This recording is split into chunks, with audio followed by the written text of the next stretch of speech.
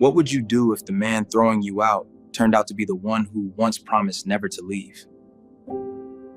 Her son filmed their eviction. The billionaire who threw them out froze when he saw the boy's face. What would you do?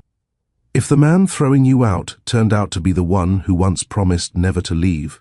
That question hung in my mind as I watched Kendra Watson stand in her apartment hallway, her trembling hand gripping the doorknob like it was the last solid thing in a world turned liquid. 3 eviction officers waited behind her, their presence heavy as storm clouds. Cardboard boxes lined the walls, her entire life reduced to corrugated containers marked fragile in black marker, though nothing felt more fragile than the moment itself. Before we continue, I need to thank every single one of you incredible viewers who pushed Mr. Steele Rich Stories past 3,500 subscribers. Your support transforms these stories from whispers into roars that echo across the platform. You're not just watching, you're part of a movement that believes in justice, redemption, and the power of truth to flip every script written by those who think money equals morality. Right now, I'm asking you to share this story of courage and second chances. Share it with someone who needs to remember that today's eviction notice might be tomorrow's invitation to greatness. Share it so the algorithm can't ignore compassion. Share it, because Kendra Watson's story isn't just about one woman facing homelessness.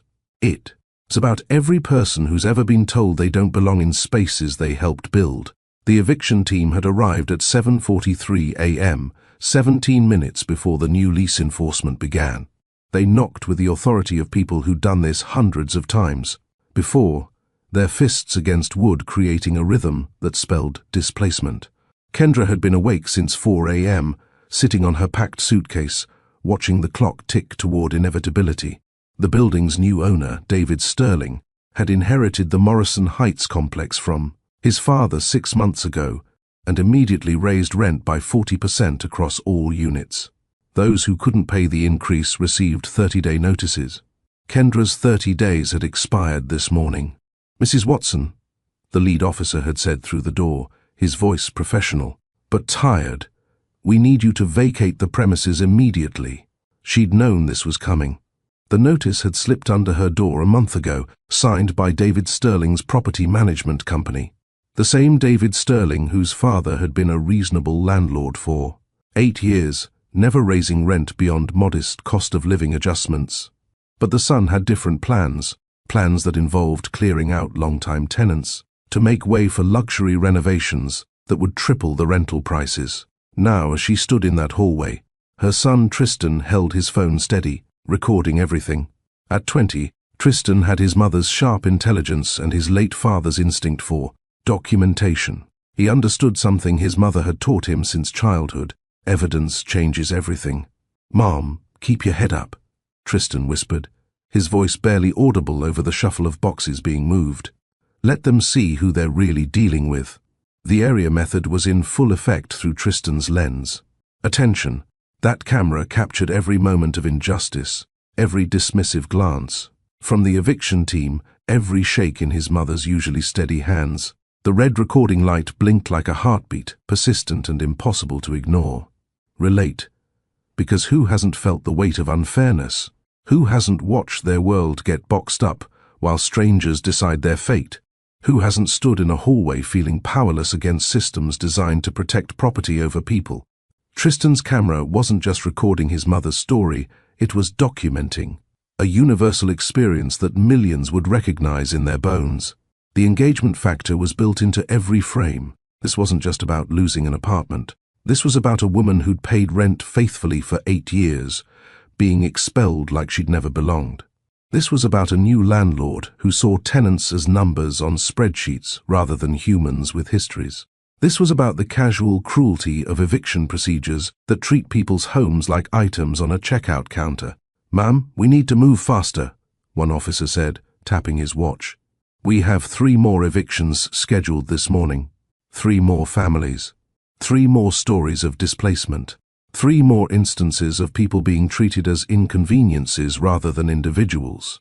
Tristan's camera caught it all. The officer's bored expression, the mechanical way he gestured toward the exit, the complete absence of recognition that he was destroying someone's sanctuary. But here's what makes this story different from every other eviction tale you've heard. Kendra Watson wasn't who she appeared to be. The modest clothes, the small apartment, the quiet acceptance of her fate, all of it was a choice, not a circumstance. A choice made for reasons that would soon shake the very foundations of David Sterling's newly inherited empire. You have 5 minutes to collect any remaining personal items, the lead officer announced, already filling out paperwork for the next location. Kendra nodded, her composure intact despite everything. She walked through her former home one last time, her fingers trailing along walls that had heard. Her laughter, her tears, her late-night phone calls building an empire no one knew existed. Tristan followed with his camera, documenting the forced goodbye. The kitchen where she'd cooked thousands of meals. The living room where she'd drafted business plans that would eventually generate millions. The bedroom where she'd cried herself to sleep the night her husband died, leaving her to raise Tristan alone. Each room held memories that couldn't be packed into boxes or carried downstairs. "Mom," Tristan said softly, still recording. "Tell them who you really are." She shook her head, a small smile playing on her lips. "Not yet, baby. Timing is everything in business and in justice." The eviction team exchanged glances, probably thinking this was another case of denial, another tenant who couldn't accept reality. They'd seen it before. People claiming to have lawyers, connections, money coming any day now. They had no idea they were evicting someone whose bank account could buy the entire building complex 10 times over. As Kendra emerged from the apartment for the last time, carrying just her purse and her self-respect, the hallway seemed to stretch endlessly before her. Other tenants peered through cracked doors, witnessing her walk that wasn't actually shameful at all. Some offered sympathetic looks, others turned away, afraid that making eye contact might make them next. "Mrs. Watson," the lead officer said, holding out a clipboard, "you need to sign here to confirm you vacated voluntarily." "Voluntarily," she repeated, the word tasting bitter. "Is it voluntary when you have no choice?" The officer shifted uncomfortably, but maintained his professional distance. "It's just a procedure, ma'am." She signed with a hand that had signed million-dollar deals, though no one watching would ever guess. Tristan kept filming, knowing that this footage would soon become evidence in a story larger than anyone present could comprehend. The morning light struggled through hallway windows, casting everything in grey tones that matched the mood. Somewhere in the building, a baby cried. A door slammed. Life continued its rhythm, even as Kendra's chapter in this place ended. The building manager, Robert Drummond, stood nearby with his arms crossed, watching the eviction, with the satisfied expression of someone who'd cleared another unit for renovation. He'd already scheduled the contractors to begin gutting the apartment tomorrow, transforming Kendra, his modest home, into a luxury unit that would rent for 3 times what she'd been paying.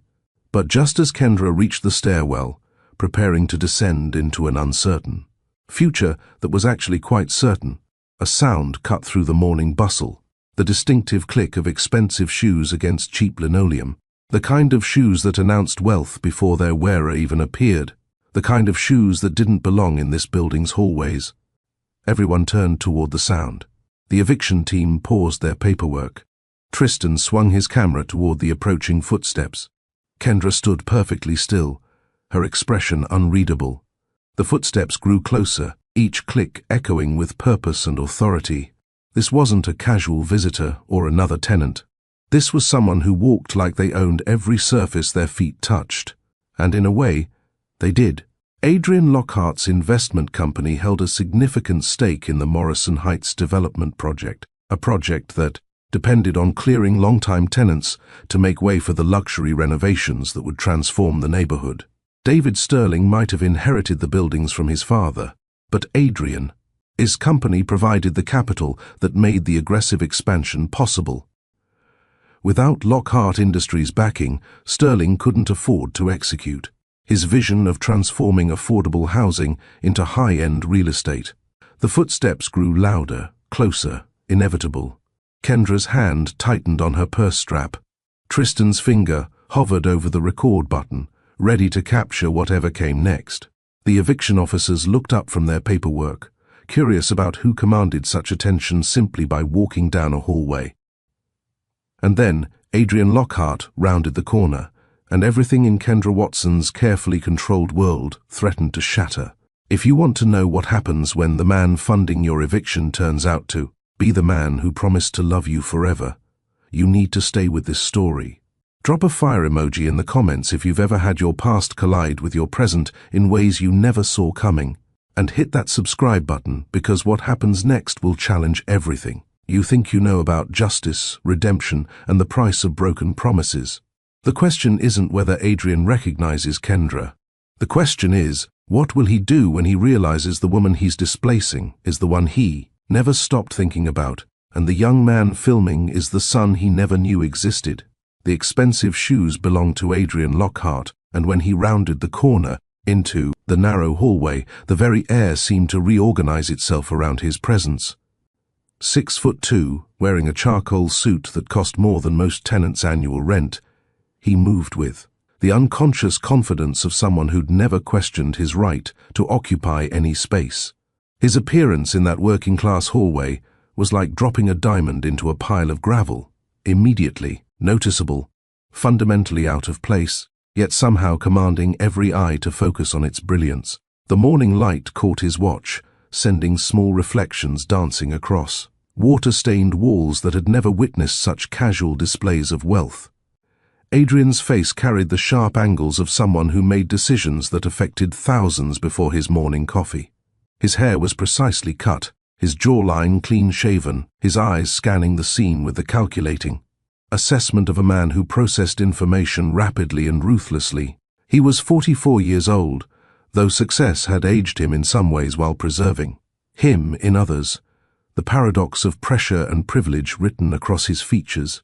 Behind him, two assistants struggled to keep pace, their tablets and phones creating a mobile office that followed Adrian wherever he went.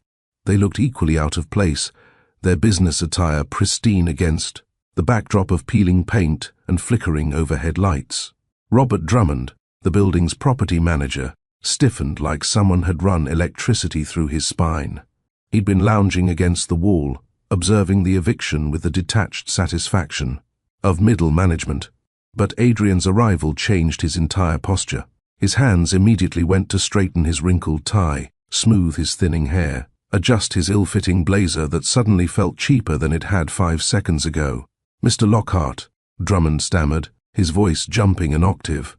"We weren't expecting you today. Mr. Sterling said you wouldn't need to personally inspect until after the renovations began." "Plans change," Adrian cut him off, his voice carrying the kind of authority that didn't need volume to command attention. Each word was precisely articulated, the product of expensive education and boardroom presentations. "David asked me to personally assess the transition timeline. Our investors want confirmation that the units are clearing on schedule." Officer Mullen, the lead eviction officer, watched this exchange with the careful attention of someone who'd spent 20 years reading power dynamics. His hand instinctively moved to rest on his belt, not near his weapon, but close, enough to remind everyone he represented a different kind of authority. His weathered face remained neutral, but his eyes tracked Adrian's movement like a hawk monitoring potential prey. The contrast between Adrian's world and this hallway couldn't have been sharper. Behind him, through a grimy window, the city skyline stretched toward clouds. Glass towers reflecting morning sunshine like promises of prosperity. Inside this hallway, dust motes floated through stale air, settling on cardboard boxes that contained entire lives. Adrian's polished shoes clicked against linoleum that had been worn thin by thousands of footsteps, each a reminder of the gap between those who owned buildings and those who merely survived in them. The skyline glamour Adrian represented, corner offices, champagne launches, private jets to private islands, crashed against the hallway reality where people like Kendra fought for basic shelter. His suit alone could have paid her rent for a year. His watch could have bought the entire floor. Yet here he stood, representing the machinery that was grinding her life into bureaucratic dust. Tristan's phone camera captured it all, his lens becoming a bridge between two Americas that rarely occupied the same frame. The young man had an artist's eye for composition, and he instinctively understood the visual power of this moment. In one shot, Adrian Lockhart, billionaire real estate developer, standing in a hallway where families were being systematically displaced. The frame held both privilege and fear, power and vulnerability, the hammer and the nail. Through Tristan's lens, you could see the micro-expressions that told larger stories. The way Adrian's assistant clutched her tablet like a shield against the poverty around her. The way Robert Drummond's hands trembled slightly as he fumbled with his clipboard. The way Officer Mullen's jaw tightened whenever Adrian moved, decades of experience making him wary of wealth's unpredictability. The camera caught Adrian's Italian leather shoes contrasting against the scuffed work boots of the eviction team. It captured his manicured hands gesturing past walls, where children's crayon marks had been painted over but still showed through. It documented the collision of worlds that usually stayed carefully separated by income brackets and zip codes. If you've ever faced a moment where power met conscience, drop a lightning bolt in the comments.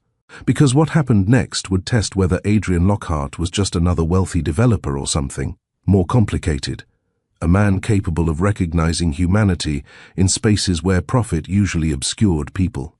Adrian moved through the hallway with purpose, his eyes scanning the eviction scene with what appeared to be professional assessment. He noted the boxes, the officers, the scattered tenants watching from doorways. His expression remained controlled, businesslike, the face of someone conducting a routine inspection. "How many units are we clearing today?" he asked Drummond, his tone suggesting this was merely data collection. "4, sir. This one," Drummond gestured toward Kendra, "and 3 more on the 7th floor. All standard lease enforcement, under the new ownership terms."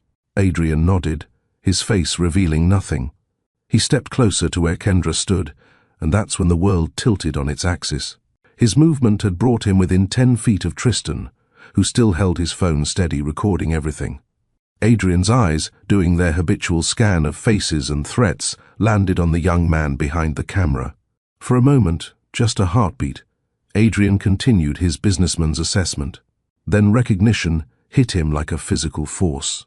His forward momentum stopped so abruptly that his assistant nearly collided with his back. The color drained from his face in a wave that started at his hairline and swept down to his collar. His eyes, moments before so controlled and calculating, widened with something that looked like terror mixed with disbelief.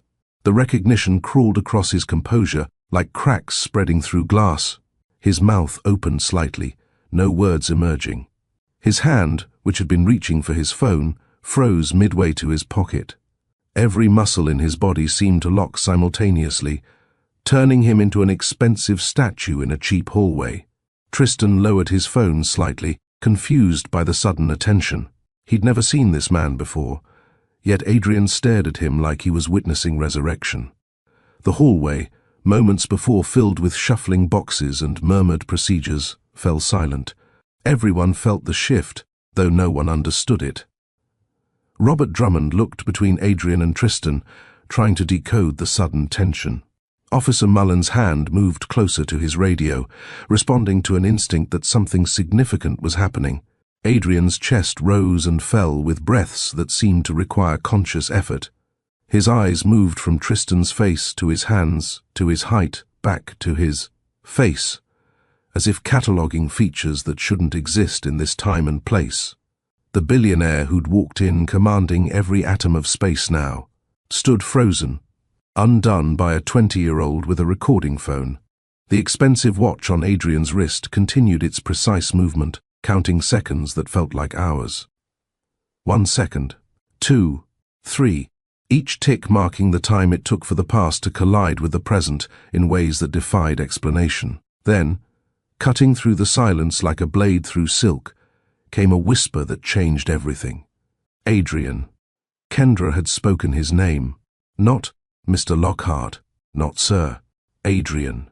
The familiarity in that single word carried the weight of history, of secrets, of connections that predated everything visible in this hallway. Adrian's head turned toward her slowly, as if afraid that moving too quickly might shatter reality. When his eyes met Kendra's, the last of his composure crumbled. His breath stopped entirely, caught somewhere between his lungs and his throat, trapped by the impossibility of what he was seeing. Kendra stood there, surrounded by boxes of her life, wearing simple clothes that suggested nothing of importance, yet her eyes held Adrian's with a power that transcended every dollar in his bank account. She looked at him the way someone might look at a ghost, with recognition, sadness, and something else that defied immediate classification. The emotion anchoring this moment wasn't anger or surprise. It was deeper, older, more complex. It was the kind of emotion that came from shared history, from promises, broken, from paths that diverged when they should have merged. It was the emotion of finding someone you'd lost, or losing someone you'd found, or discovering that loss and finding were the same thing viewed from different angles. Adrian's stopped breath finally released in a sound that wasn't quite a gasp, wasn't quite a word, but carried the weight of both. His hand moved toward Kendra, then stopped, frozen by the impossibility of bridging the gap between who they'd been and who they were now. The hallway held its breath with him, waiting for whatever would come next. No one moves anything. Adrian's voice cut through the frozen hallway with an authority that made everyone stop mid-motion. Officer Mullen's hand had been reaching for a box. Robert Drummond's pen hovered over his clipboard. The other officers stood like they'd been playing freeze tag and lost. Even the watching tenants in their doorways seemed to hold their positions, afraid that any movement might shatter whatever was happening. Mr. Lockhart, Drummond ventured carefully, the eviction order was signed by Mr. Sterling himself. We can't just... I said no one moves anything. Adrian's repetition carried a dangerous edge that suggested consequences for disobedience. His eyes never left Kendra's face, as if looking away might make her disappear. Everyone stays exactly where they are, until I say otherwise. The hallway became a tableau of confusion and tension. The eviction team exchanged glances, uncertain whether their authority had just been superseded. They were used to following orders, but the chain of command had suddenly become tangled. David Sterling owned the building, but Adrian Lockhart's company provided the money that made Sterling's vision possible. Money, as always, spoke louder than ownership papers. Officer Mullen, veteran of hundreds of evictions, recognized the shift in dynamics. He'd seen enough to know when situations were about to deviate from standard procedure. His hand moved away from the box, settling into a neutral position that suggested patience rather than compliance. "Sir," Mullen said, his voice professionally neutral, "we're on a schedule. The Sheriff's Department has allocated specific time for this eviction. If we delay..." "Then you'll wait," Adrian interrupted, his tone suggesting this wasn't a negotiation. "Bill any overtime to Lockhart Industries. I'll authorize it personally." The mention of Lockhart Industries changed the atmosphere entirely. Even those who didn't follow business news knew that name. It was on buildings throughout the city, on development signs, on news reports about billion-dollar deals. Robert Drummond's face went through several expressions: confusion, calculation, fear, before settling on obsequious compliance. Adrian took a step toward Kendra, and the hallway seemed to hold its breath. His expensive shoes made no sound now, as if they even recognized the gravity of this moment. When he spoke again, his voice had lost its commanding edge, replaced by something almost vulnerable. "We need to talk," he said to Kendra. Privately, Kendra's expression remained unreadable, poise wrapped around her like armor. She glanced at Tristan, who still held his phone steady, recording everything. Then back to Adrian, studying his face as if reading a book written in a language she'd once known fluently but hadn't spoken in years. "The apartment's right there," she said, gesturing to the door the officers had just forced her through. "Though I'm not sure I'm allowed inside anymore." "You're allowed," Adrian said immediately, then turned to Drummond. "Open it." "Now." Drummond fumbled with his master keys, nearly dropping them twice before managing to unlock the door. The empty apartment yawned open, stripped of furniture but still holding the ghost of recent habitation. Sunlight streamed through bare windows, illuminating dust particles that danced in the air like memories refusing to settle. Adrian gestured for Kendra to enter first, a gentleman's courtesy that seemed absurd given the circumstances. She walked in with her head high, Tristan following close behind, his camera still recording. Adrian entered last, then turned to address the crowd in the hallway. "Everyone waits here," he commanded. "No one leaves, no one touches anything. This will take exactly 1 hour." He closed the door, shutting out the confused faces and murmured speculation. Inside the apartment, the three of them formed a tense triangle, Kendra by the window, Adrian near the door, as if ready to flee, and Tristan between them, his phone the only witness to whatever was about to unfold. The empty room amplified every sound, their breathing, the distant traffic, the muffled voices from the hallway. Without furniture to absorb sound, even whispers would carry like shouts. This space that had been Kendra's sanctuary for 8 years now felt like a courtroom where past crimes would be tried. "You look." Adrian started, then stopped, seemingly unable to complete the thought. His hands, so steady when signing multi-million-dollar deals, trembled slightly at his sides. "Older," Kendra supplied, her voice carrying a mix of irony and pain. "That's what 15 years does to people, though you seem to have aged well. Success suits you, Adrian, or should I call you Mr. Lockhart now?" The formal name stung him visibly. He flinched as if she'd slapped him, though she stood 10 feet away. "Kendra, you what?"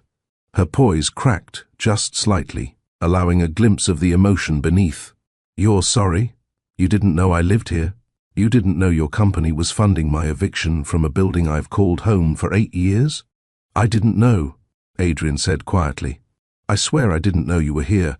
David handles the residential acquisitions.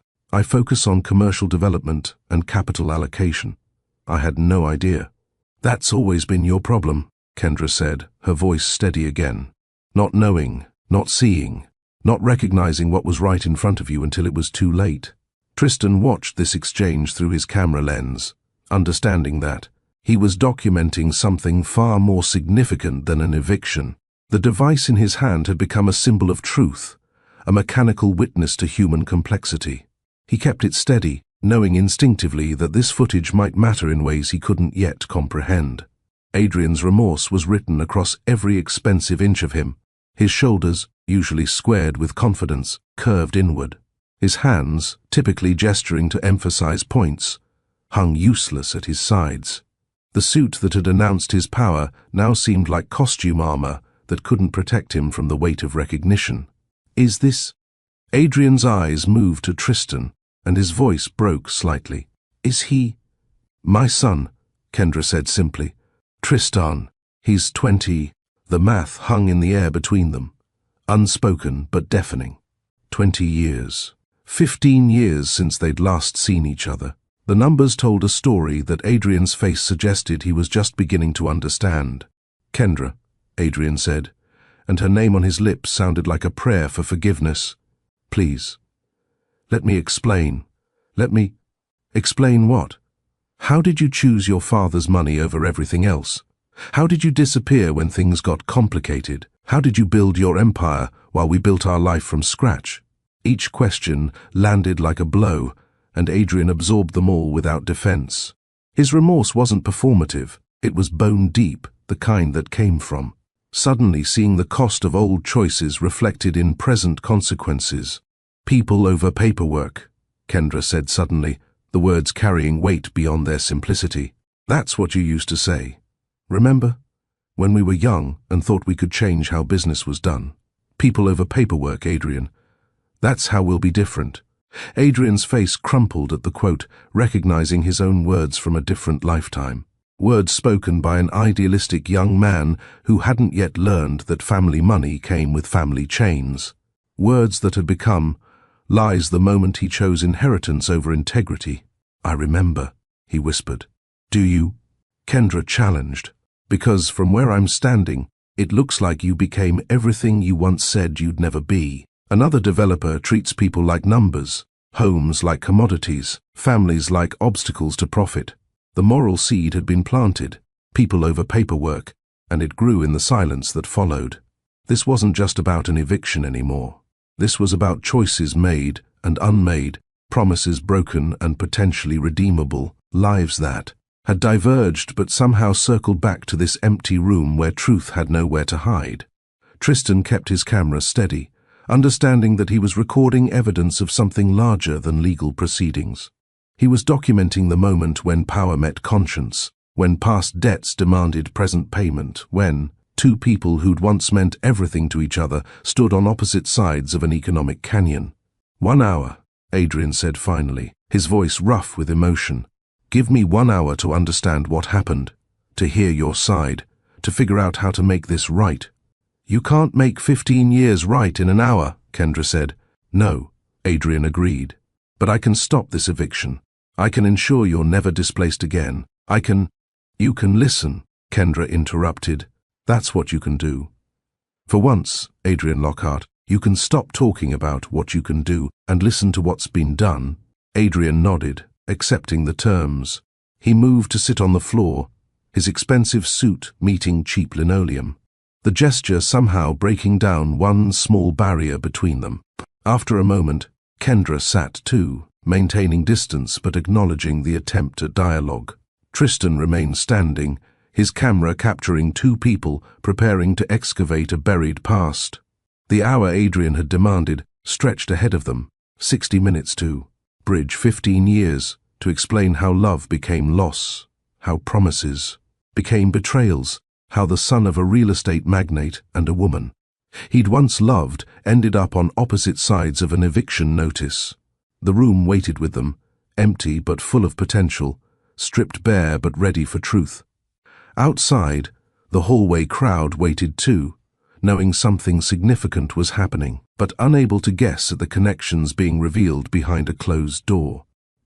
The hour had begun, and the past was about to collide with the present in ways that would reshape everyone's future. The story began 20 years ago in a bookstore that no longer existed, on a street that had since been redeveloped into luxury condos, perhaps one of Adrian's first projects, though neither of them would ever confirm this coincidence. Kendra had been 22, working part-time at Morrison's Books while finishing her business degree at the State University. She was reaching for a copy of The Intelligent Investor on a high shelf when the ladder wobbled. Adrian, 24 and fresh from his MBA at Wharton, had been walking past with an armload of architecture magazines. The ladder's tilt sent her tumbling backward into his arms, scattering magazines, across the floor in a chaos of glossy pages and startled apologies.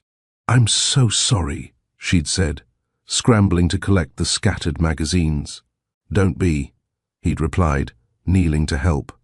"It's not every day beautiful women literally fall into my life." The line was corny, something from a romantic comedy, but his delivery was so earnestly, embarrassed by his own words that she'd laughed instead of rolling her eyes. They'd spent the next hour organizing the magazines together, talking about everything except what they'd come to the bookstore to find. Young Kendra had dreams that stretched beyond the bookstore's walls. She wanted to start a consulting firm focused on helping small businesses compete against corporate giants. She had notebooks filled with ideas about ethical capitalism, sustainable growth, community-centered commerce. Her eyes lit up when she talked about leveling playing fields, about giving David the tools to compete with Goliath without becoming Goliath in the process. Young Adrian had different dreams, though they seemed compatible at the time. He wanted to revolutionize real estate development, to build spaces that fostered community rather than just maximizing square footage. He talked about mixed-income housing, about developments where teachers could afford to live next to lawyers, where artists could share corridors with accountants. His father owned one of the city's largest development firms, but Adrian insisted he do things differently. "My dad thinks I'm naive," Adrian had told her during one of their early coffee dates. "He says idealism doesn't pay mortgages, but what's the point of having resources if you don't use them to make things better?" They'd spent months in that honeymoon phase where every conversation felt like discovering a new continent. They'd meet at the bookstore after Kendra's shifts, spreading blueprints and business plans across coffee-stained tables, dreaming aloud about a future where their combined vision could reshape the city's approach to development and commerce. Adrian would sketch building designs on napkins, while Kendra calculated how to make them financially viable without displacing existing communities. She'd challenge his assumptions about profit margins. He'd push her to think bigger than consulting, to consider the impact of ownership versus advisorship. They were building castles in the air, but they were building them together, and that made them feel solid as stone. The relationship deepened beyond professional admiration. There were long walks through neighborhoods Adrian's father wanted to demolish, with Adrian pointing out the architectural history worth preserving. There were late nights in Kendra's tiny apartment, cooking experimental dinners while debating whether gentrification could ever be ethical. There were mornings when ambition took a backseat to affection, when the future they were planning seemed less important than the present they were sharing. People over paperwork, Adrian had said one night, lying on the roof of Kendra. He's building, looking at stars barely visible through city light pollution. That's going to be our motto. Every decision, every project we ask ourselves, are we putting people or paperwork first? Promise? Kendra had asked, turning to study his profile in the dim light. Promise, he'd said, sealing it with a kiss that felt like a contract with the universe. But universes, it turned out, didn't always honor contracts. The crisis came when Adrian's father discovered the relationship. Richard Lockhart was a man who viewed love as either an asset or a liability, never a reason for anything. He'd built his empire through strategic marriages and tactical divorces, treating relationships like real estate, something to be acquired, developed, and discarded based on market conditions. She's nobody, Richard had said during the confrontation that Adrian would later describe to Kendra as the worst night of his life.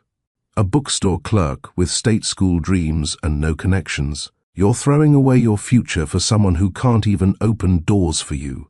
Adrian had fought back, defended Kendra, and declared his independence. But Richard Lockhart hadn't built an empire by accepting defiance. He issued an ultimatum: end the relationship or lose everything. Inheritance, position in the company, even the trust fund that Adrian hadn't touched, but that represented future seed money for his ethical development dreams. I don't care about his money, Adrian had told Kendra, pacing her apartment like a caged animal. But without it, how do I change anything?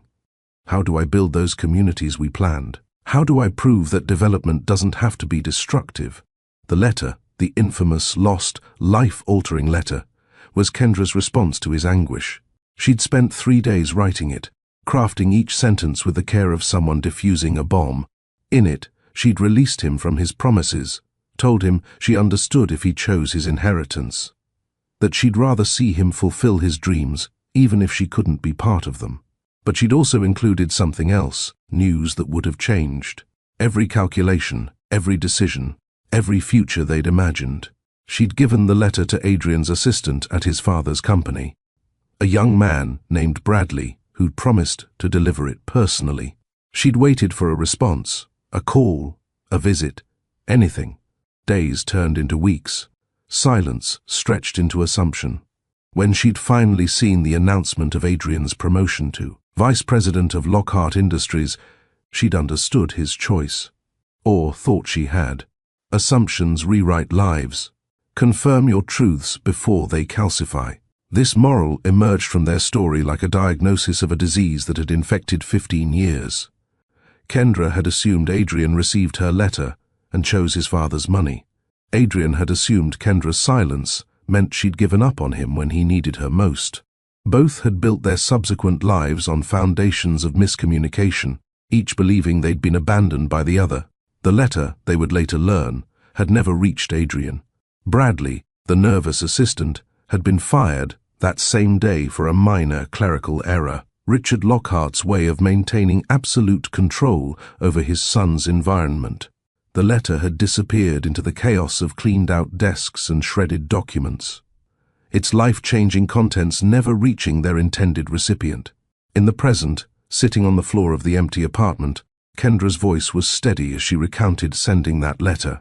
I wrote you, she said, the 3 words carrying 15 years of accumulated weight. I wrote you everything, why I understood, why I didn't blame you, what you needed to know about why I was really letting you go. Adrian's face went through a transformation that started with confusion and ended with horror. His whisper, when it came, was barely audible in the empty room. I never got it. 4 words that reframed 15 years. 4 words that turned abandonment into accident, choice into circumstance, cruelty into confusion. The silence that followed wasn't empty. It was full of every conversation they hadn't had, every explanation that hadn't been given, every year that had passed based on false assumptions. "I never got it," Adrian repeated, louder this time, as if volume could somehow reach back through time. "Kendra, I swear to you, I never got any letter. I waited. I called. I went to your apartment, but you'd moved. I went to the bookstore, but they said you'd quit. I thought you couldn't forgive me for considering my father's offer. I thought you'd decided I wasn't worth waiting for while I figured things out." The villain in their story wasn't either of them. It was silence. The absence of communication that had allowed assumptions to harden into accepted truth. The missing letter that had rewritten two lives and created a third life. Tristan, who'd grown up without ever knowing the full story of his origins. Tristan kept his camera steady through these revelations, understanding that. He was documenting not just his mother's past, but his own prehistory. The father he'd been told had died when he was young was sitting across from them, very much alive, wearing a suit worth more than their yearly rent, discovering his existence through a conversation about a letter that had vanished into corporate chaos. "What did the letter say?" Adrian asked, though his eyes suggested he was beginning to guess. "What did I need to know?" Kendra looked at her son, then back at Adrian. The truth she was about to speak would change everything, would transform an eviction into a reunion, would turn a billionaire's routine property inspection into a confrontation with the life he might have lived. "I was pregnant," she said simply. "I was pregnant, and I thought you knew and chose your inheritance anyway. I thought you were telling me, without words, that we weren't worth sacrificing your future for." The words landed in the room like physical objects, rearranging everything they touched. Adrian's breath left him in a sound that might have been a sob if it had been allowed to fully form. His eyes moved from Kendra to Tristan, seeing for the first time not just a young man, recording their conversation, but his son, the son he'd never known existed, raised by the woman he'd loved and lost to a letter that had never arrived. The empty apartment held three people recalculating everything they thought. They knew about their past, their present, and potentially their future. Outside, the eviction team waited, unaware that the simple procedure they'd come to execute had become something else entirely, a reckoning with time, truth, and the terrible cost of assumptions left unchallenged. The hour Adrian had requested was only half gone, but already everything had changed. The question now wasn't whether the eviction would proceed, but how three lives accidentally separated would navigate the possibility of intersection after 15 years of parallel loneliness. Adrian pulled out his phone with the urgency of someone defusing a bomb. His fingers, usually steady when closing million-dollar deals, trembled slightly as he scrolled through his contacts. The first call went to his head of public relations, a woman who'd managed crises ranging from construction accidents to corruption allegations, though nothing quite like discovering your CEO had unknowingly evicted the mother of his child. "Sarah, I need you to issue an immediate halt to all residential evictions in the Morrison Heights complex," he said, his voice carrying the kind of authority that didn't invite questions. "Effective immediately. No exceptions." The voice on the other end started to respond, likely asking for clarification, but Adrian cut her off. "I don't care what David Sterling says. I'm overriding him. My company holds the majority financial stake. Stop everything now." The second call went to his chief operating officer.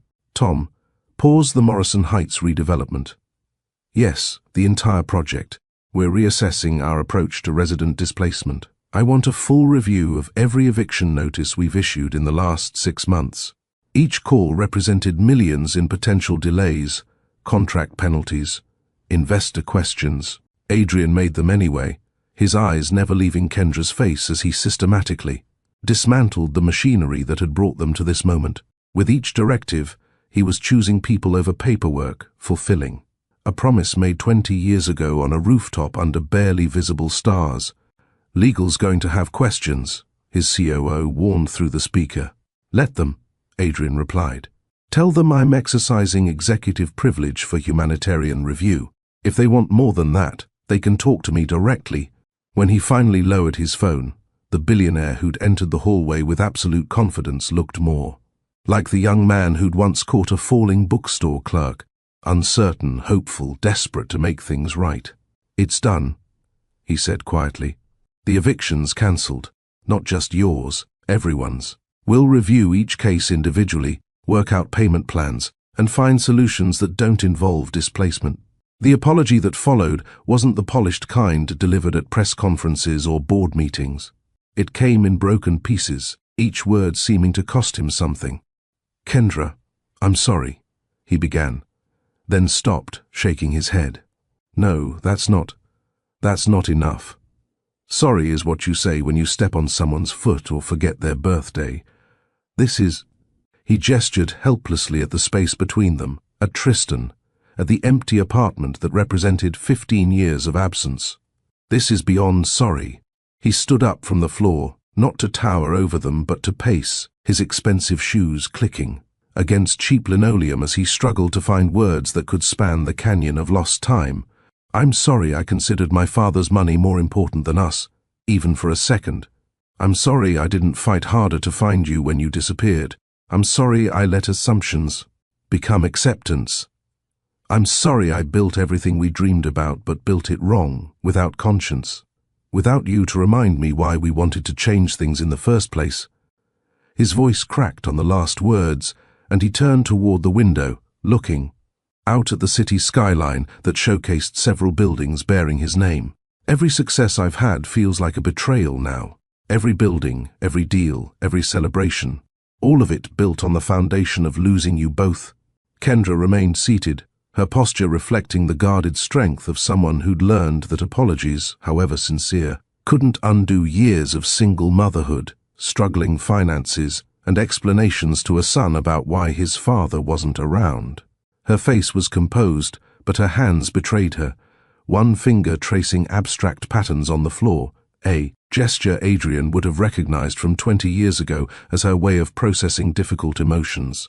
"Words are easy," she said finally. "You were always good with words, Adrian. Pretty speeches about changing the world, about being different from your father, about putting people first. But when it mattered, when it was hard, you chose the easy path." "You're right," Adrian agreed immediately, turning back to face her. "I did. I chose wrong. And I can't undo that. But I can choose differently now. I have resources, influence, the ability to actually help instead of harm. Tell me how to start. Tell me what you need." "What I needed was a partner 15 years ago," Kendra replied, her voice steady but weighted with exhausted pain. "What Tristan needed was a father who chose presence over profit. Those needs can't be retroactively met, Adrian. You can't buy back time." Tristan observed this exchange through his camera lens, studying the man who was his biological father with the intensity of someone trying to decode a foreign language. He saw the similarities, the shape of their hands, the way they both tilted, their heads when thinking, the green eyes that matched his own. But he also saw the differences, the soft privilege of Adrian's movements versus his own careful economy of gesture, learned from years of making do with less. "He's brilliant," Kendra said suddenly, her voice warming as she spoke about her son. "Top of his class, full scholarship to university. He's studying journalism and business, the ethical kind, the kind we used to dream about. He volunteers at the community center, teaching kids coding. He's everything good. And he did it without you, without your money, without your name." Adrian looked at Tristan directly for the first time since learning he was his son. "I can see that. I can see you raised him right, better than right. You raised him to be the kind of person I pretended to be but never actually was." It was then that Kendra pulled something from her purse, a small, worn notebook that she'd clearly carried for years. She opened it to a page covered in her handwriting, lists and calculations from a different era. But pressed between the pages was something else, a business card for a bakery, faded but legible. "Remember this?" she asked, holding up the card. "That little bakery on Morrison Street, where you said you wanted to buy a building just to make sure they'd never be forced to close." Adrian's face softened with recognition. "Mrs. Abernathy's place. Best sourdough in the city. She used to talk about bread like it was philosophy.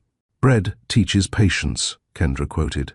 "You cannot rush the rise. You must have faith in the process, trust in time, and respect for simple ingredients becoming something greater."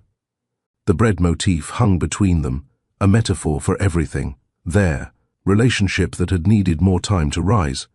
Tristan's growth. Without his father's presence, the possibility of something new emerging from simple ingredients of regret and recognition. "She's still there," Kendra continued. "Still making bread. Still refusing to sell to developers. Still teaching anyone who'll listen that good things take time and can't be rushed by money or power.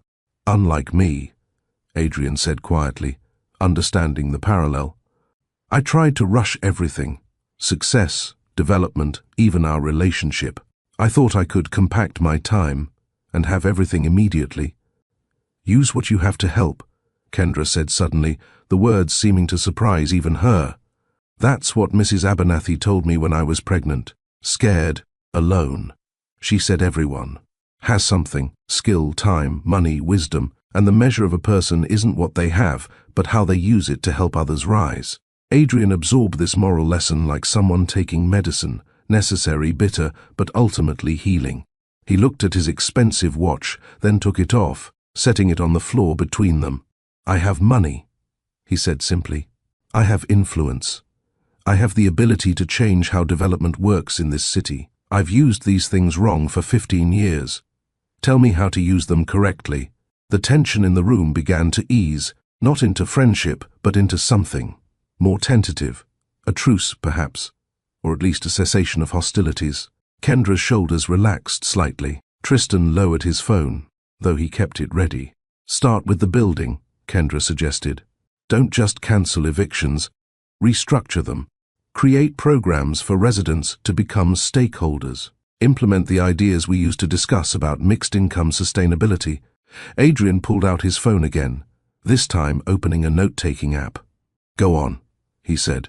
And for a moment, he looked like the young man in the bookstore, eager to learn, ready to build something better. They talked for the remaining 20 minutes of the hour he'd requested, not about their past or their pain, but about practical solutions, rent-to-own programs, community investment initiatives, ways to develop without displacement. It was easier to focus on systems than emotions, on structures than the fractured foundation of their own relationship. As the hour drew to a close, Adrian stood, retrieving his watch but not putting it on. "I know I have no right to ask this," he began carefully, "but would you, both of you, consider meeting me for coffee? Not to discuss the past or make grand plans, just coffee. Maybe at Mrs. Abernathy's bakery, if you're comfortable with that." Kendra looked at Tristan, reading his expression with the skill of a mother who'd been both parents for 20 years. Her son gave an almost imperceptible nod, and she turned back to Adrian. "One coffee," she agreed. "But we're buying our own drinks. This isn't a date or a reconciliation. It's just a conversation." "A conversation," Adrian agreed. And for the first time since entering the building, something like hope flickered in his eyes. Not the confident hope of a billionaire who usually got what he wanted, but the fragile hope of someone who understood they deserved nothing but was being offered something anyway. He moved toward the door, then paused. "The building's safe. Your home is safe. Whatever happens or doesn't happen between us, that's unconditional. I'll put it in writing, make it legally binding. You'll never face eviction again." "People over paperwork," Kendra said quietly, and Adrian's face showed he understood the weight of her invoking their old promise. "People over paperwork," he confirmed, then opened the door to face the crowd that had been waiting in the hallway. The eviction team, Robert Drummond, the watching tenants, all of them straightened as Adrian emerged. But the man who walked out was different from the one who'd walked in. Something fundamental had shifted, like tectonic plates realigning after years of pressure. "The eviction is cancelled," Adrian announced to the hallway. "All evictions in this building are suspended pending review. Mrs. Watson keeps her apartment. Anyone who's received a notice will be contacted within 24 hours about remediation options." The hallway erupted in murmurs, confusion from the officers, relief from the tenants. panic from Robert Drummond, who saw his morning's schedule collapsing.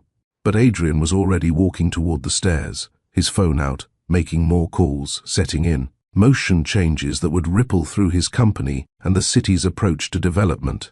Behind him, Kendra and Tristan emerged from the apartment.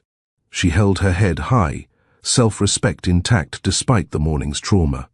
Tristan had stopped recording, but his phone remained in his hand, ready to document whatever came next.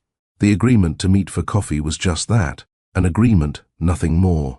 But sometimes agreements were beginnings. Sometimes a conversation over coffee could begin to repair 15 years of silence. Sometimes the simple act of showing up was itself a form of apology and acceptance. The future remained unwritten, but for the first time in 15 years, it included the possibility of revision. The Juniper and Rye Cafe occupied a corner that developers had been eyeing for years, but Mrs. Abernathy, a woman who'd owned the building outright since 1987, had refused every offer, no matter how many zeros it contained. The cafe smelled of rising dough, brewing coffee, and the kind of permanence that came from doing one thing well for decades. Adrian arrived first, 15 minutes early, which told Kendra everything she needed. To know about his anxiety levels when she and Tristan walked in exactly on time. He'd chosen a table near the window, but not too visible from the street, public enough to feel safe, private enough for difficult conversations. He stood when they entered, an old-fashioned gesture that seemed out of place.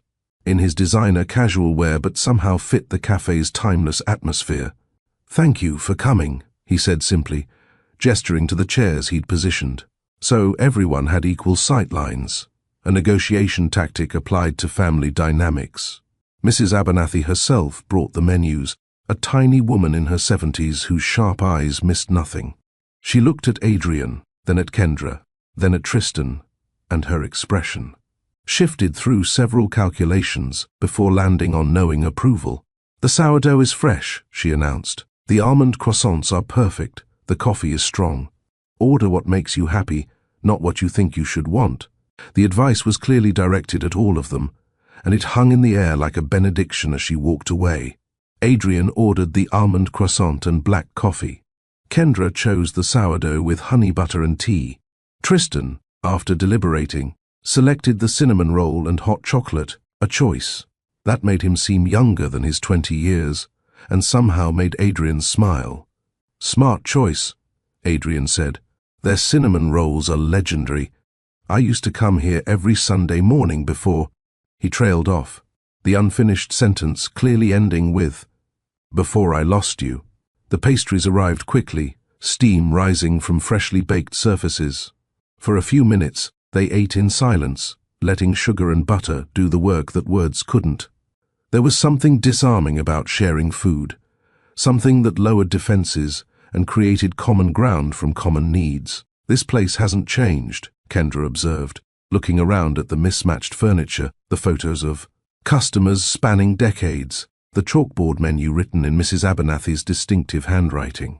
"Everything else in the neighborhood has been renovated or replaced, but this stays the same." "Because she owns it outright," Adrian said. "No mortgage, no landlord, no pressure to maximize profit per square foot. She can afford to prioritize quality over growth." "Must be nice," Tristan said, the edge in his voice subtle but present, "to have the freedom that comes from ownership."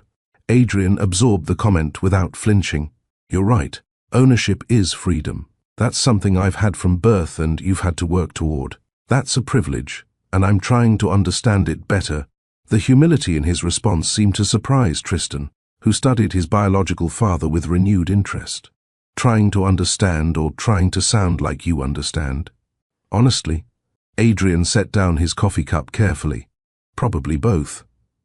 I'm realizing I've spent 15 years thinking I understood struggle because I worked hard to build the company. But working hard when you have a safety net isn't the same as working hard when falling means homelessness. That's a lesson most people with money never learn," Kendra said quietly. "What changed? Why now?"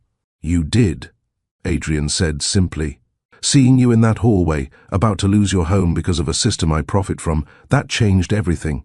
I can't unsee it now. I can't pretend my success isn't built partially on other people's displacement." He pulled out a tablet from his messenger bag, opening it to reveal pages of notes, sketches, calculations. I've been working on something since yesterday.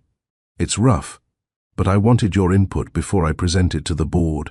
The screen showed a framework titled Tenant Trust Initiative with bullet points outlining a radical restructuring of how Lockhart Industries approached residential properties, rent-to-own pathways, tenant councils with veto power over rent increases, community investment funds where a percentage of profits returned to neighborhoods, eviction prevention programs that addressed root causes rather than just symptoms. This is everything we used to talk about, Kendra said, scrolling through the document. 20 years ago, in my tiny apartment, dreaming about how to do development differently. You dreamed it, Adrian corrected. I just nodded along and then forgot about it when my father offered me real power. You're the architect of these ideas, Kendra. I'm just finally trying to build them. Tristan leaned over to read the screen, his filmmaker's eye catching on the section about transparency initiatives. This part about documenting the process, you're talking about filming the implementation, making it public? I was thinking of writing reports, Adrian admitted, but filming is better, more honest, harder to spin or hide mistakes. I could do it, Tristan offered suddenly, then seemed surprised by his own suggestion. I mean, if you wanted an outside perspective. Someone who understands what it's like to be on the other side of your decisions. The offer hung between them, fragile as spun sugar. It was the first voluntary connection Tristan had proposed, the first indication that he saw Adrian as something other than the man who'd abandoned his mother. I'd like that, Adrian said carefully, keeping his voice neutral despite the hope that flashed across his face. I'd pay you, of course. Standard documentary rates? We can discuss terms, Tristan replied, professional even as emotion played across his features. The cafe door chimed, and a man in his 60s entered. Silver hair, worn leather jacket, the kind of face that suggested he'd seen enough of life to stop being surprised by it. His eyes found Adrian immediately, and his expression shifted to something between amusement and concern. Rafi, Adrian said, standing to greet the newcomer. I didn't know you'd be here. Mrs. Abernathy called, Rafi Cohen replied, his voice carrying a slight accent that suggested European origins. Said you were having an important meeting and might need a witness. He turned to Kendra and Tristan, extending his hand. Rafi Cohen. I've been trying to teach this one ethics for 10 years. Clearly I failed, since it took a crisis to get through to him. Rafi's my mentor, Adrian explained. Or my conscience. Sometimes both. Mostly I'm the person who tells him uncomfortable truths, Rafi corrected, pulling up a chair without asking permission. Like the fact that the Tenant Trust Initiative is good, but it's still not confronting the core issue. Adrian's face tightened. Which is? You, Rafi said bluntly. The initiative is external, systemic, but none of it works if you haven't confronted who you've become and why. You need to look in the mirror and face the fact that you've spent 15 years being exactly what you once said you'd never be. The words landed hard, and the table fell silent. Mrs. Abernathy appeared as if summoned, setting down a pot of tea and 5 cups. She'd counted Rafi in the party before he'd even arrived. Self-confrontation is like bread, she said, pouring tea with the precision of ceremony. You must knead the dough, even when your hands get tired. You must face the heat, even when it's uncomfortable. Only then does transformation happen. Share this if you believe success means nothing without compassion. Because what we were witnessing wasn't just a business plan. It was a man attempting to transform lead into gold, greed into generosity, absence into presence. And transformation, real transformation, required witnesses. Rafi leaned back, studying Adrian with the intensity of a sculptor, examining marble for flaws. The initiative is your external work, but what's your internal work? How are you confronting the choices that led you away from these values in the first place? Adrian was quiet for a long moment, his hands wrapped around his coffee cup like it could anchor him. When he spoke, his voice carried the weight of admission. I told myself my father forced my hand, he said slowly, that I had no choice. But that's not true. I had choices. I chose comfort over courage. I chose inheritance over integrity. I chose the certainty of money over the uncertainty of love. He looked at Kendra. I chose wrong. And I've been living in the aftermath of that wrong choice for 15 years, building things that look successful but feel empty. So what now? Rafi pressed. Self-knowledge without change is just sophisticated self-deception. Now, I change, Adrian said. Not just the policies, but myself. I start showing up differently. I start making decisions based on who I want to be, not who I've been. Tristan had been quiet, observing. But now he spoke up. In film school, they teach us about the difference between documentary and propaganda. Documentary shows what is, even when it's ugly. Propaganda shows what you want people to believe. He looked at Adrian directly. If I film your initiative, I'm showing what is. That includes your failures, your mistakes, the times you choose wrong. Can you handle that level of transparency? Adrian met his son's gaze without flinching. That's exactly what I need. Someone to document the truth, not the press release version. Someone who has no reason to make me look good, and every reason to hold me accountable. Then we have a deal, Tristan said, extending his hand across the table. The handshake between father and son, their first physical contact, was brief, professional, but significant. Kendra watched with an expression that mixed caution with cautious hope. Rafi nodded approval. Good. Accountability is the beginning of change.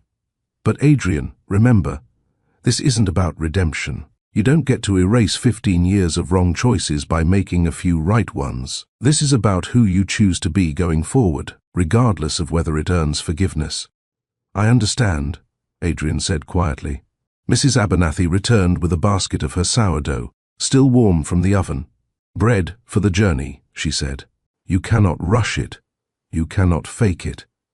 You put in the work. You give it time. You have faith in the process. As they shared the bread, passing pieces around the table with butter and honey, something shifted. Not reconciliation. It was too early for that. Not forgiveness. That needed time to rise like dough. But perhaps the beginning of possibility, the first ingredients of something that might, with patience and work, become substantial. Adrian opened his tablet again, showing them the detailed blueprint for the Tenant Trust Initiative. I want to present this to the board next week, but I need it to be bulletproof. Kendra, will you review the financial models? Tristan, can you draft a transparency framework? Rafi, I need you to poke holes in my ethical reasoning. They spent the next hour working, the cafe becoming an impromptu office, where past and present collaborated on building a different future. Pastries were consumed, coffee was refilled, and Mrs. Abernathy watched from behind the counter with the satisfaction of someone who knew that her bread, her space, and her wisdom were contributing to something larger than a simple cafe meeting. By the time they left, Adrian had a document that was stronger, more honest, more accountable than anything he could have created alone. He had commitments from 3 people to help him transform theory into practice, and he had, for the first time in 15 years, the feeling that he might be building something that actually mattered. The Tenant Trust Initiative was drafted, reviewed, challenged, and refined.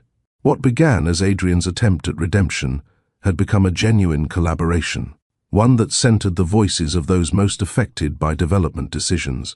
As they gathered their belongings to leave, Tristan paused. This doesn't mean everything's okay between us, he said to Adrian. You're still the man who wasn't there. That doesn't change because you're trying to be better now. I know, Adrian replied, and I'm not asking for it to change. I'm just asking for the chance to show up differently going forward. Tristan nodded, accepting the terms of this tentative connection. They walked out into afternoon sunshine, 3 people carrying the weight of the past, but also, perhaps, the possibility of a different future. The boardroom at Lockhart Industries had never felt more hostile.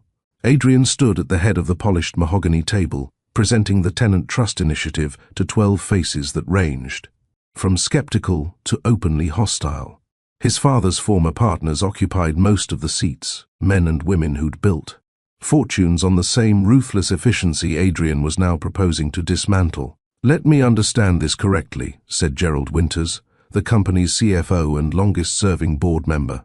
You want to reduce our profit margins by 30% to implement programs that essentially penalize success and reward non-payment?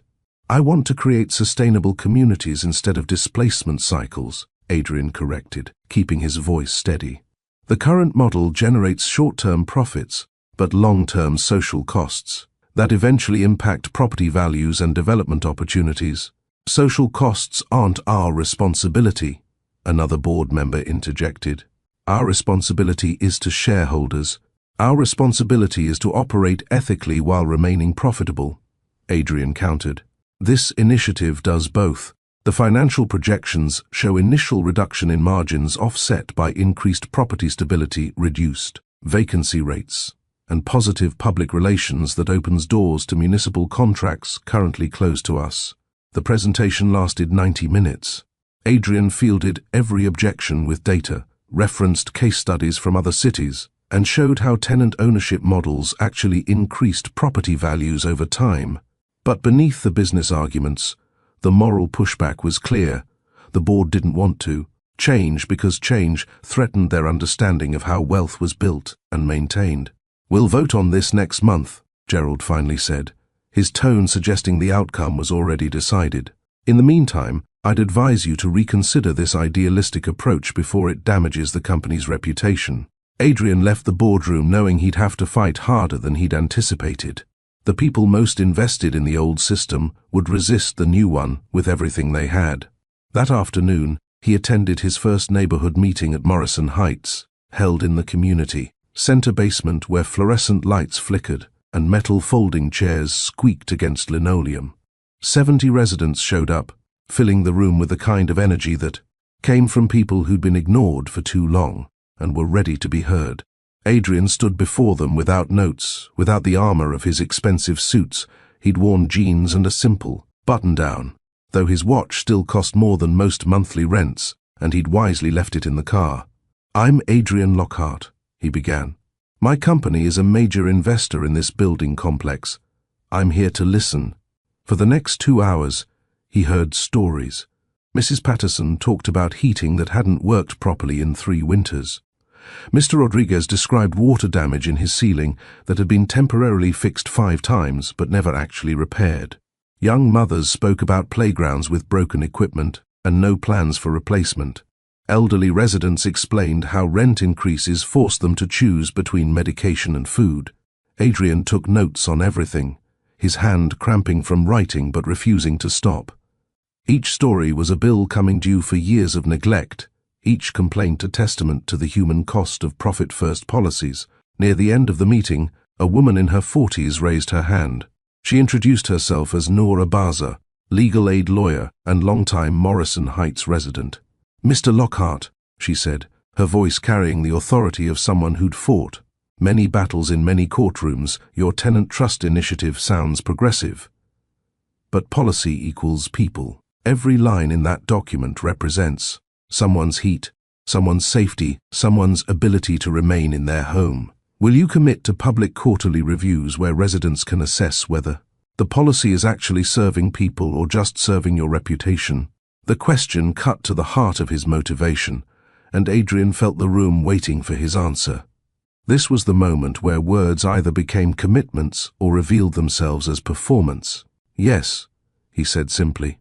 "Quarterly public reviews, open to all residents with independent third-party assessment of outcomes, and I'll attend every single one personally." Noor nodded, not quite approval but acknowledgement that he'd cleared the first hurdle. "Then we'll hold you to that, Mr. Lockhart, because we've heard promises before, and promises without accountability are just another form of eviction. Slower, but just as cruel." The changes began immediately. Adrian allocated emergency funds to address the most critical issues raised at the meeting. Within a week, heating systems that had been on the list for repairs suddenly received priority attention. Plumbers appeared to fix chronic leaks. Electricians replaced faulty wiring that had been deemed acceptable under previous management standards. The building's maintenance supervisor, overwhelmed by the sudden influx of approved work orders, asked Adrian directly, "Why now? We've been requesting authorization for these repairs for months." "Because I wasn't listening before," Adrian replied. "That changes today."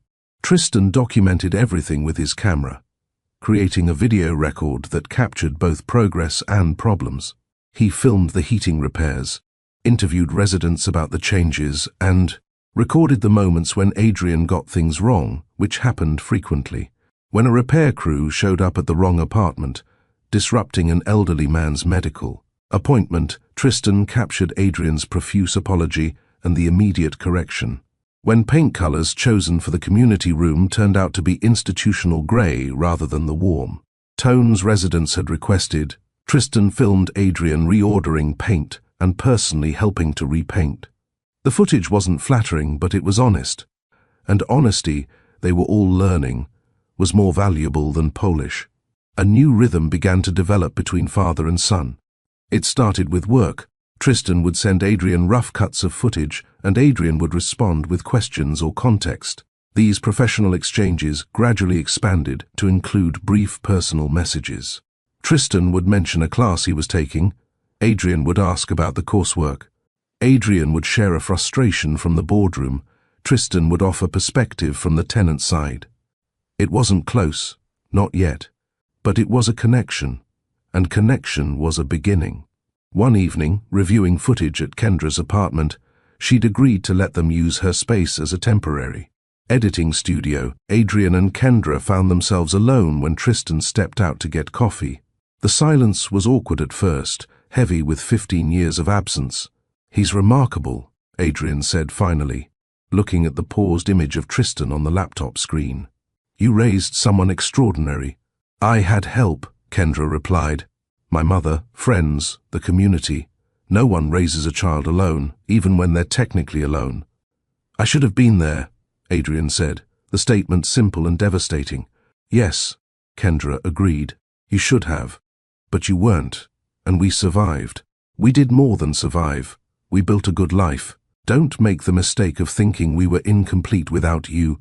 The boundary was clear, but her voice wasn't unkind. Adrian nodded, accepting the correction. "Do you think—" he started, then stopped, reconsidering. "Never mind. It's not fair to ask." "Ask anyway," Kendra said. "Do you think there's any chance someday that you could forgive me?" Kendra was quiet for a long moment, her fingers absently turning her wedding ring. She still wore the simple band from her late husband, Tristan's stepfather, the man who'd actually raised him. "I don't know," she said honestly. "Ask me again in a year, after I've seen whether your actions match your words." Forgiveness isn't a gift you give someone, Adrian. It's something you arrive at after witnessing genuine change. "Fair enough," Adrian replied, and then, surprising them both, he smiled slightly. "Remember when we tried to make pasta from scratch and ended up with what you called Italian Play-Doh?" Kendra laughed, actually laughed, the sound startled out of her. "You insisted we could do it without a recipe. Said your Italian grandmother would guide us spiritually." "In my defense, I really believed that," Adrian said, and they both laughed again. The shared memory creating a small bridge across the canyon of lost time. The moment of lightness was interrupted by Adrian's phone. He glanced at the screen, and his expression darkened. "It's the building's night security. There's a problem."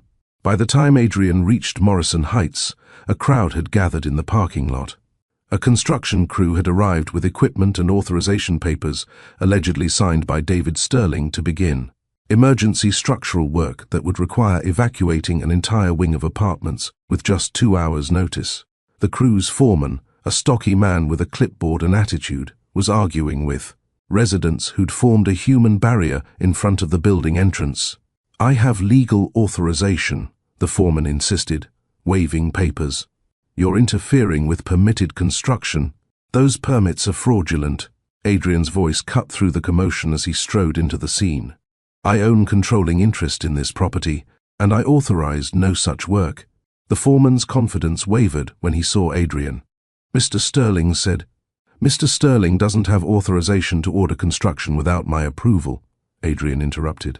"He's a minority partner with management duties, not decision-making authority on this scale." "Who actually hired you?" The foreman's hesitation told Adrian everything he needed to know. This was David Sterling's attempt to undermine the Tenant Trust Initiative, to create chaos that would paint Adrian's new approach as incompetent. If residents were displaced by emergency construction, It would demonstrate that tenant-friendly policies couldn't maintain building safety.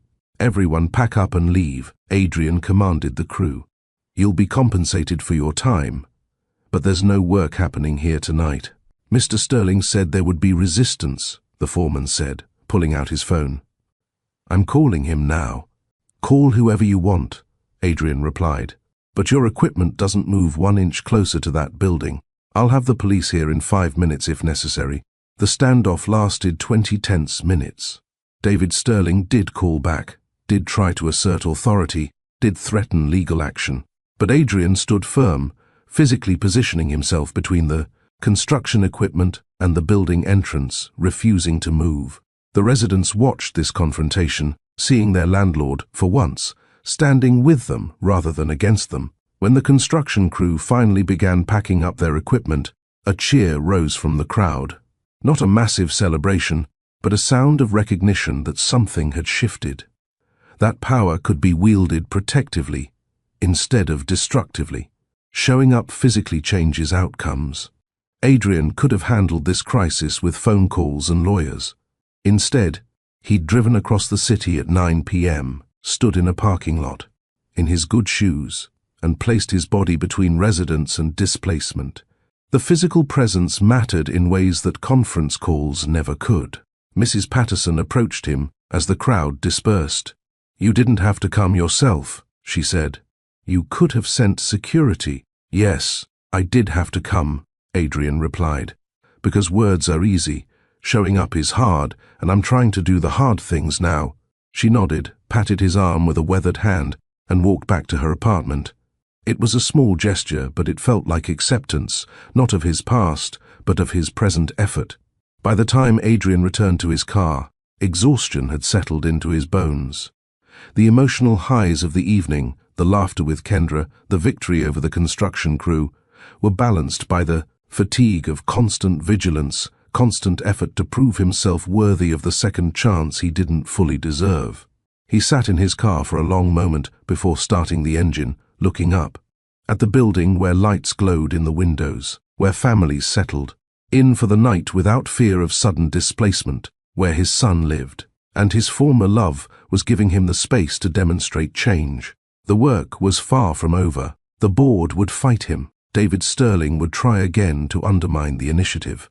The financial pressures would mount. But tonight, at least, he'd shown up. He'd stood in the gap. He'd chosen people over profit, presence over convenience. It was the beginning. Just a beginning. But beginnings, like bread dough, needed time to rise before they became sustenance. He started the car and drove home, already planning tomorrow's battles, already preparing for the long process of transforming intention into action, words into deeds, absence into presence. The university's screening room held 200 seats, and every single one was filled. Tristan's documentary, titled People Over Paperwork, 90 Days of Development Reimagined, had drawn not just students and faculty, but community members, journalists, and even a few city council representatives who'd heard whispers about the project through political channels. Adrian sat in the back row, having arrived early to avoid making his presence a distraction. Kendra sat 3 rows ahead with her mother, both women holding programs that listed Tristan Watson as director, producer, and primary cinematographer. The lights dimmed, and the screen came alive with footage that Adrian had lived through but never seen from the outside. The documentary opened with the eviction scene. Kendra in the hallway, boxes stacked, officers waiting. Tristan's voiceover explained the context with journalist precision. My mother was about to lose her home to a rent increase she couldn't afford. The building's new investor arrived to oversee the displacement. What he didn't know was that the woman being evicted was someone from his past, and I was someone from his future he'd never imagined. The next 90 minutes traced the journey from that hallway confrontation through 3 months of attempted transformation. Tristan had captured everything: the awkward cafe meeting, the contentious board presentation, the neighborhood gatherings where residents voiced decades of frustration. He'd filmed Adrian's successes and his failures with equal honesty, creating a portrait of change that felt authentic because it included stumbling.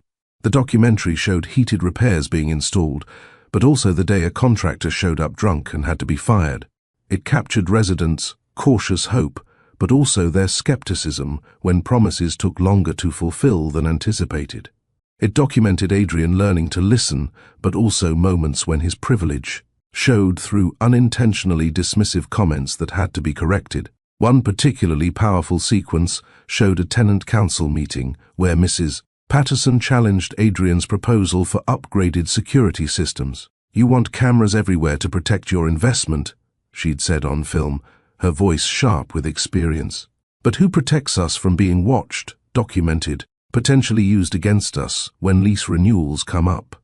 The documentary captured Adrian's initial defensiveness, then his pause, then his genuine consideration. "You're right," he'd said on camera. "I was thinking about property protection, not privacy invasion. What would feel safe to you instead?"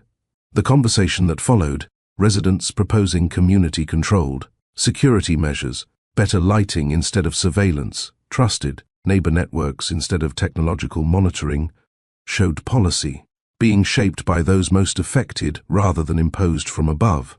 It was messy, slower than top-down decision-making, but it resulted in solutions people actually wanted. Near the documentary's end, Tristan had included a sequence showing the three of them, Adrian, Kendra, and himself, sitting in the renovated community room at Morrison Heights. The footage was intimate, clearly filmed on a tripod that Tristan had set up before joining the conversation. "What have you learned?" Tristan had asked Adrian from behind the camera. Adrian had taken a long moment before responding. That wealth without wisdom is just hoarding, that power without accountability is just tyranny, that I spent 15 years building an empire that looked successful but felt empty, because it wasn't connected to people, to purpose, to the values I claimed to hold. The camera had then turned to Kendra. "And you? What have you learned?" "That forgiveness isn't a moment, it's a process," Kendra had replied, her voice thoughtful. "That people can change if they're willing to do the work. That healing old wounds doesn't mean forgetting they existed. It means learning to carry the scars without letting them define you." Finally, Tristan had turned the camera on himself, his face filling the screen. "I've learned that the father I thought abandoned me was actually just lost in a system that valued profit over people. That doesn't excuse his absence, but it explains it. I've learned that you can be angry at someone and still give them a chance to be different. And I've learned that documenting truth, even uncomfortable truth, is how we hold ourselves and others accountable." The screening room was silent as the documentary ended, credits rolling. Over footage of Morrison Heights residents gathering for a community dinner in the renovated space, multi-generational, sharing food and stories, in a building that had almost been cleared for luxury redevelopment. When the lights came up, the applause started slowly, but built to something genuine and sustained. Tristan stood at the front of the room, accepting congratulations from his professor and classmates, but his eyes kept searching the crowd until they found Adrian's. The look they exchanged wasn't love. That would take time, maybe years. But it was an acknowledgement, recognition, the beginning of something that might, with patience and continued effort, become a relationship. After the screening, a reception was held in the building's lobby. Adrian found himself surrounded by people with questions, opinions, and offers to collaborate. A city council member wanted to discuss applying the tenant trust initiative model citywide. A journalist requested an interview about the business case for ethical development. A non-profit director asked about partnering on affordable housing projects. But Adrian kept watching the other side of the room, where Kendra stood talking with her mother and friends. She wore a simple blue dress that he remembered from 15 years ago, though she'd altered it to fit differently now. When she caught him looking, she didn't turn away. Instead, she excused herself from her conversation and walked over. "Your son did good work," Adrian said when she reached him. "Our son," Kendra corrected gently. "You can claim him now, Adrian. You've earned at least that much." The permission to acknowledge paternity felt like a gift he didn't deserve, but desperately wanted. "Our son," he repeated, testing the words. "That'll take some getting used to." "You have time," Kendra said. "We all do." The building at Morrison Heights had transformed over 3 months. The heating worked reliably. The hallways had been repainted in colors residents had chosen through a voting process. The community room hosted after-school programs and tenant meetings. The playground equipment had been replaced, installed by a crew that included several residents, who were learning construction skills through a job training program Adrian had funded. But the real transformation was in the sense of empowerment. Residents no longer felt like temporary occupants waiting for displacement. They felt like stakeholders with voices that mattered. The tenant council now had binding input on any changes affecting the building. Monthly meetings included financial transparency reports showing how rent money was being allocated. Eviction, once a routine occurrence, had become a last resort preceded by months of intervention and support. The community hadn't become perfect. Perfection was never the goal. But it had become collaborative, and collaboration meant people had agency over their own living conditions. Adrian had been humbled by the process in ways he couldn't have anticipated. The boardroom skills that made him successful in business were often useless in community settings, where listening mattered more than proposing, where patience was more valuable than efficiency. He'd learned to sit with discomfort, to accept criticism without becoming defensive, to understand that his good intentions didn't automatically translate to good outcomes. Kendra's hopefulness was cautious but genuine. She'd seen Adrian show up consistently for 3 months, not perfectly, but persistently. He'd attended every tenant meeting, responded to every concern, and admitted every mistake. Hope, she was learning, didn't require certainty.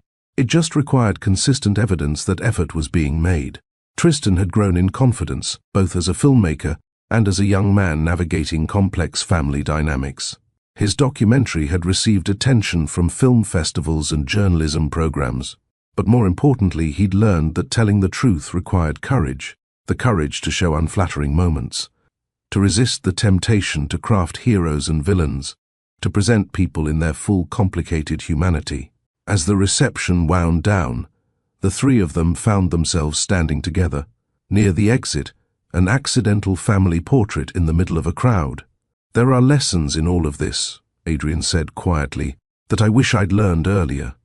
"Tell me," Tristan said, his filmmaker instinct still active, even without a camera. Adrian gathered his thoughts, and when he spoke, it was with the kind of clarity that came from hard-won understanding. First, people over paperwork, always. Every policy, every decision, every profit margin should be evaluated based on its human impact. Numbers on spreadsheets represent actual lives, and forgetting that turns business into cruelty. He paused, then continued. Second, assumptions rewrite lives. Confirm your truths before they calcify into permanent beliefs. I assumed Kendra had abandoned me. She assumed I'd chosen money over her. We were both wrong, and that wrongness cost us 15 years. Ask questions, seek clarity, don't let silence become your story. Kendra added her own lesson. Use what you have to help. Everyone has something. Time, skills, money, wisdom. The measure of a life isn't what you accumulate, but what you contribute. Mrs. Abernathy taught me that with bread and patience. I'm still learning it. Showing up physically changes outcomes. Tristan contributed. You can't zoom your way into an authentic relationship or real accountability. Presence matters. Being there, in person, in the hard moments, that's when transformation happens. Adrian nodded. And finally, real happy endings are just beginnings you keep choosing. This isn't finished. The Tenant Trust Initiative faces ongoing opposition. Our family connection is fragile and new. The work of ethical development requires daily recommitment, but that's okay, because meaningful things aren't destinations you reach, they're directions you keep moving toward. The 4 lessons hung in the air between them, not as abstract principles, but as lived experience translated into words. They were lessons paid for with loneliness, missed opportunities, and the slow, hard work of building something better from the rubble of what had been broken. If you've made it this far in the story, I want to ask you something. Which of these morals hit you hardest? Was it people over paperwork, the reminder that business decisions affect actual lives? Was it the danger of assumptions calcifying into false truths? Was it the call to use what you have to help others? Or was it the power of physically showing up when it would be easier to delegate or ignore? Drop your answer in the comments. And if this story moved you, if it reminded you that change is possible when people choose courage over comfort, subscribe to Mr. Steele Rich Stories. We're building a community of people who believe American stories should heal rather than hype, should inspire without manipulating, and should tell the truth even when truth is complicated. The reception ended, and people dispersed into the night. Adrian walked Kendra and Tristan to their car, the three of them moving through the campus parking lot under streetlights. "Same time next week?" Adrian asked, referencing their standing Sunday breakfast that had become routine over the past month. "Same time," Kendra confirmed, "but it's Tristan's turn to choose the place." "There's a new place on Morrison Street," Tristan said. "Ethiopian food. Mrs. Abernathy recommended it." "Mrs. Abernathy recommends everything on Morrison Street," Adrian said with a smile. "She's determined to keep that neighborhood independent and diverse." "Then we should support her mission," Kendra replied. They said their goodbyes, still slightly awkward, still finding the right balance between formality and familiarity. Adrian watched them drive away, then stood in the parking lot for a long moment, feeling the weight and lightness of everything that had changed. 3 months ago, he'd been a billionaire who measured success in quarterly earnings and property acquisitions. Tonight, he was a father learning his son's favorite foods, a former love interest earning back trust increment by increment, a developer discovering that real wealth was measured in community strengthened rather than profits maximized. The journey wasn't over. The board meeting next week would be contentious. David Sterling was planning a lawsuit. Several major investors were threatening to pull out of other projects unless Adrian returned to traditional development models. The path ahead was uncertain, potentially costly, definitely difficult. But as Adrian drove home through city streets lined with buildings he'd developed, he felt something he hadn't experienced in 15 years. The sense that his work mattered for reasons beyond his bank account. That the structures he built could shelter people rather than displace them. That success could be redefined not as accumulation but as contribution. Real happy endings are just beginnings you keep choosing. Tomorrow, he'd choose again. And the day after that, and the day after that, not because the choosing would ever be finished, but because choosing itself, the daily recommitment to values, over convenience, to people over profit, to presence over absence, was what transformation actually looked like. The documentary would continue. Tristan had plans for a follow-up film tracking the tenant trust initiative over a full year. There would be setbacks to document, failures to analyze, moments when the old ways of doing business would be tempting compared to the hard work of doing business ethically. But there would also be moments of breakthrough. Families staying in homes instead of being displaced. Communities having voices in their own futures. A father and son learning each other's rhythms. A man and woman discovering whether old love could become new friendship. Whether broken trust could be rebuilt board by board, choice by choice.